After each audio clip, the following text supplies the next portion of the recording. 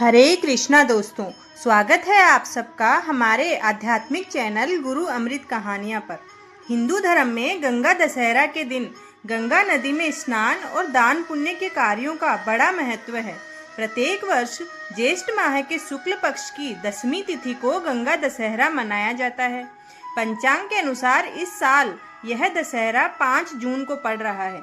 गंगा जी शिवजी की जटाओं से निकलती है, इसलिए इस खास दिन पर माता गंगा और शिवजी की पूजा उपासना से जाने अनजाने में हुए कष्टों से छुटकारा मिल जाता है।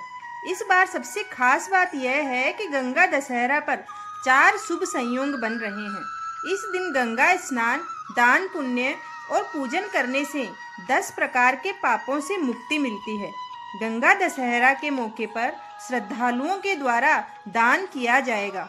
देखिए भक्तों, गंगा दशहरा यानी कि इस दिन 10 प्रकार के पापों से हमारे को मुक्ति मिलती है, इसी कारण इसको दशहरा कहते हैं। काफ़ी संख्या में श्रद्धालु गंगा घाटों के लिए रवाना होंगे। शहर के देवालयों में धार्मिक कार्यक्रम के साथ भक्ति की बयार भी रहेगी।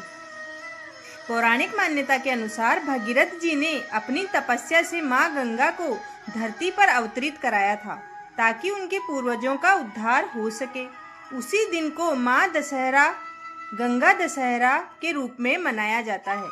उन्होंने बताया कि दशहरा पर्व पर रवि योग सुबह 5:22 से दोपहर 1:56 तक रहेगा।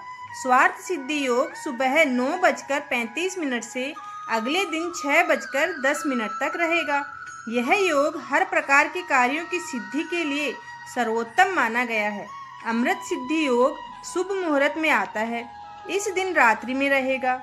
यह योग भी गंगा स्नान और दान को अक्षय पुण्य देने वाला है। हस्त नक्षत्र और 10वीं तिथि का योग स्वयं में अत्यंत पवित्र और पुण्यदायी है। गंगा दशहरा पर बन रहे शुभ संयोग में श्रद्धालुओं के द्वारा दान पुण्य के अलावा गंगा स्नान करना अति शुभ होगा। गंगा दशहरा के दिन किए गए कार्यों से 10 प्रकार के पाप समाप्त हो जाते हैं। गंगा स्नान से ये सभी पाप नष्ट हो जाते हैं। भक्तों, किस तरह से आपको करनी चाहिए माता गंगा की पूजा? प्रातःकाल ब्रह्म मुहूर्त में उठकर गंगा स्नान करें। अगर संभव ना हो, आपके आसपास गंगा नदी नहीं है, तो आप नहाने के जल में थोड़ा गंगा जल मिला लें और उस पानी से स्नान करें। माँ गंगा का ध्यान करते हुए ओम नमः शिवाय, ओम गंगे नमः अथवा गंगे च यमुने चैव गोदावरी सरस्वती आदि मंत्रों का जाप शुरू कर दें, और यह जाप आप नहाते समय ही शुरू कर दें। इसके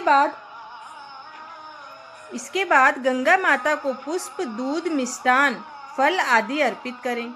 ब्राह्मणों को तिल, घी, कपड़े, पंखा, जल का घड़ा और अनाज आदि का दान करें।